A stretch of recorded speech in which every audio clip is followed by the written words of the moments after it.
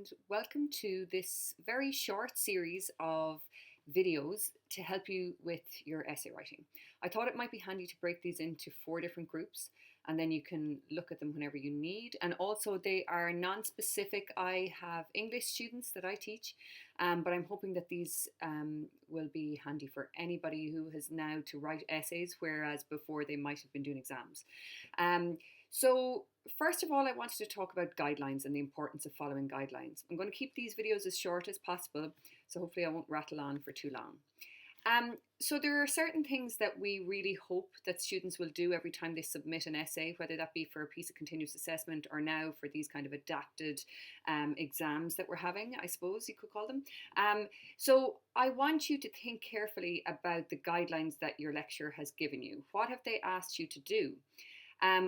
I would always encourage students to print off their guidelines and keep their guidelines with them. If that's not possible for you right now, then just make sure that you're checking back over them all the time. Okay, so think about firstly how many questions you have to do.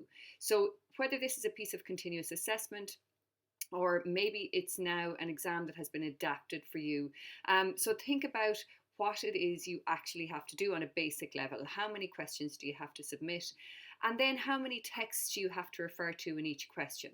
So for some of my students, they are now doing a Shakespeare exam, and they have to refer to one text in each question unless they're doing the final question, which asks them to compare 2 texts. So just pay close attention to that kind of thing. How many texts are you being asked to talk about in each question, and how many questions are you being asked to submit on a fundamental level? Also think about whether you can answer on the same text in 2 different questions, or whether you are explicitly asked not to do that. Again, this is just all about paying attention to the small details of the instructions that you've been given.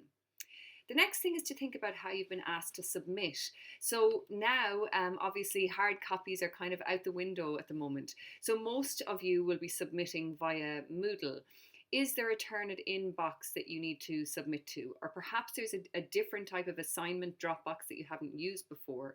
Check that out. Make sure that you understand how to use it in advance of the deadline. You don't want to be panicking on the day. And think about when that deadline is as well. Do you know when it is? Have you got it written into your calendar? Have you got it into your phone calendar? Think about that deadline, and whether or not you're prepared to work around all the different deadlines that you have. So building a schedule of study and a schedule for when things need to be submitted is a really, really good idea. Also think about how long the answer to each question needs to be. So your lecturers will have given you a word count more often than not. If they haven't done this, then maybe it's more of a technical subject that you're doing, but there will still be certain things that you're going to need to attend to. So make sure that you're keenly aware of what those guidelines are. Do you need a reference list? So for students in the humanities, students on the BA program, most of you will have to compile a reference list. Most of you will be using the Cited Right guide unless your lecturer has told you otherwise. So if you are not sure how to reference, then go to that guide and really analyze it very closely. We expect you to be able to reference if you have had instruction in that area. Okay, so make sure that you're using the guide and that you're tending closely to that guide. And if you don't know something, most lecturers will have set up a discussion forum or something like that on Moodle where you can ask questions. It's a really good idea to ask it in the public forum so that then everybody can benefit from the response. Think about what the formatting should be like as well. Has your lecturer asked you to submit it in in something that's double spaced, a Word document that's double spaced, or have they asked for 1.5 spacing? Have they specified a type of font that they want you to use? Very often, you'll find that these details are on your guidelines. A lot of students really don't pay too much attention to it, but we would really like you to, so please do. And then think about what types of files are allowed. Sometimes we get weird ones where students will try to submit a photograph of something, for example. I mean, most of the time it is Word documents that you're allowed to submit. Sometimes it's PDFs, but most of the time it's Word documents. What we want to be able to do, obviously, is to mark up what you get or what we get in our Turnitin drop boxes essentially. So we want to be able to make comments and highlight things and that kind of thing. So Word documents normally allow us to do that. Pay attention to that on your guidelines. Make sure you know exactly what to do. Okay, so as I said, you should have the guidelines with you. If you can't print them, then have them somewhere that they're easily accessible. Write down your assignment title as well and keep it beside you at all times. So you might have a couple of different questions that you need to do. Make sure that you know exactly what is in that title. Very often students kind of read it a few times and then they think they know what they're being asked. They respond and they answer on what they think they're being asked. And when they go back to the assignment title, they realize, oh God, that actually wasn't what I was being asked to do at all. So I would always encourage students to have it written out in full. Write it out in full when you're planning and write it out in full when you're writing. Have it beside you all of the time. So then you can't veer off what you're being asked to do. As I said before, follow basic instructions for the questions, and then there might be specific instructions for an individual question, so that needs to be focused upon as well. Make sure that if you're being asked to compare two things, for example, that you do that rather than just writing about one of those things. So stick to the topic of the question, stick to what you're being asked to do.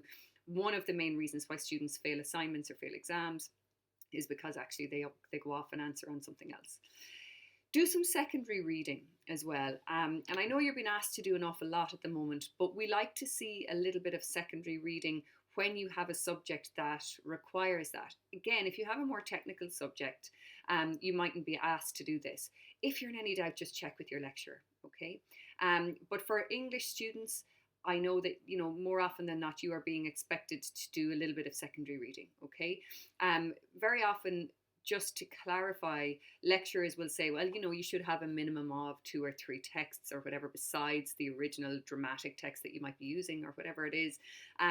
So if in doubt, do ask. But it is a good idea, if you want to do well, to include some secondary reading. We want you to have some substance to what you're saying and for it to not descend into something that is about personal opinion. And that really connects into that next point where we would ask you to not use I or you in academic essays unless you're explicitly told that it's okay to do that.